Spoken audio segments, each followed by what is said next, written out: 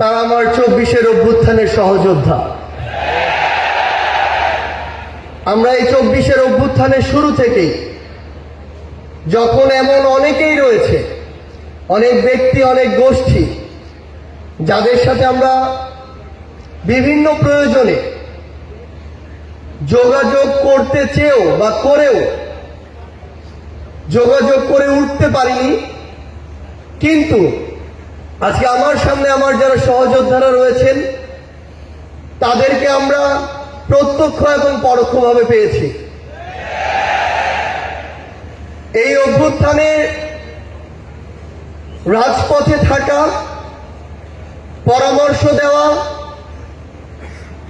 গুরুত্বপূর্ণ পদক্ষেপে সহযোদ্ধার মতো ভূমিকায় থাকার কাজগুলো করেছিল বাংলাদেশ ইসলামী ছাত্র শিবির।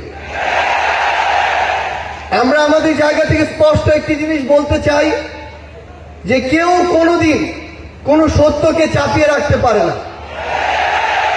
সত্য প্রকাশিত হওয়ার সময় শুধু অপেক্ষা। এই ফ্যাসিস্ট বিরোধী যে এক বিপ্লব, এই বিপ্লবে আমার সামনে উপস্থিত থাকা আমার সহযোদ্ধাদের বিপ্লবী সালাম।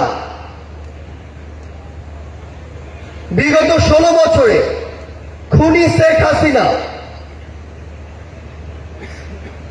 যাকেই তার পটেনশিয়াল থ্রেট মনে করেছিল, তাকেই যেভাবে পেরেছে নানা উপাধি দিয়ে, নানা তকমা দিয়ে ব্লেম গেম খেলা যেটি ছিল সেই খেলায় মেতে উঠেছিল। আমরা দেখেছি অনেক নিরপরাধ মানুষকে, অনেক নিরপরাধ আলেম ওলামাকে কিভাবে শুধুমাত্র তার পটেনশিয়াল থ্রেট মনে করার কারণে জেলখানা থেকে শুরু করে হামলা, মামলা, নির্যাতনের মাধ্যমে হত্যা করেছে। আমরা আমাদের জায়গা থেকে মনে করি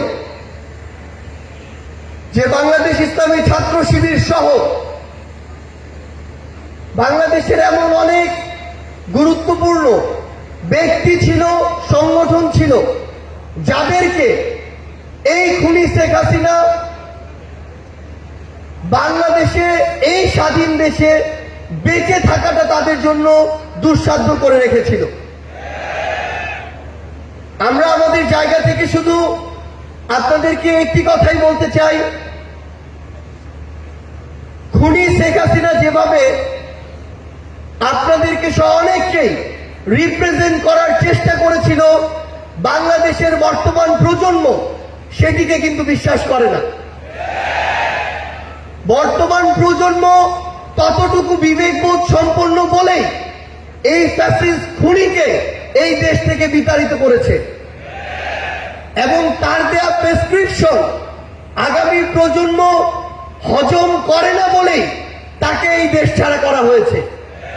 আমরা বিশ্বাস করি আপনারা আপনাদের কাজের মধ্য দিয়ে পুরো বাংলাদেশের মানুষের কাছে আপনাদের গ্রহণযোগ্যতা সর্বোচ্চ পর্যায়ে নিয়ে যাবেন।